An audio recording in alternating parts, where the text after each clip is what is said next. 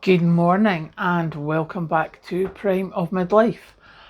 It is Sunday morning, and this morning here in the UK, I bet you there's quite a few of us have got our little puzzled heads on with the news that the US has targeted Iran's nuclear facilities. I have to admit, I was quite shocked.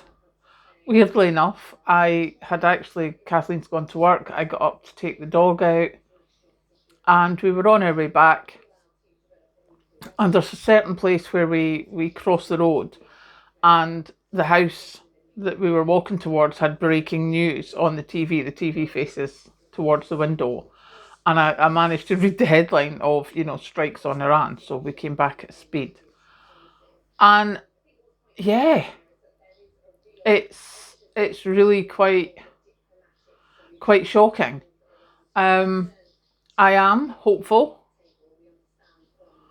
that it won't escalate, but it wouldn't take much. And if it does, that's going to be a whole different world we're living in.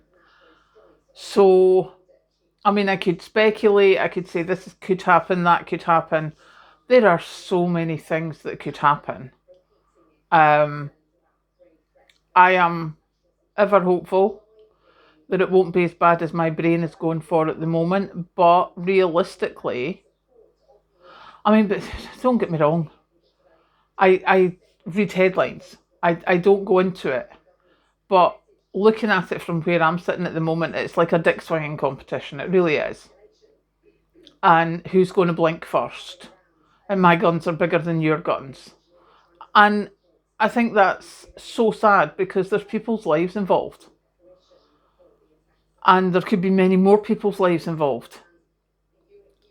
So, yeah, as I say, I don't know that much, but I think there's going to be a whole lot of us sitting watching the news headlines today to see how things play out. So yeah, I just thought I'd come on here and say, aren't I glad I started inventorying yesterday? I shall be making lists and stuff and things just for,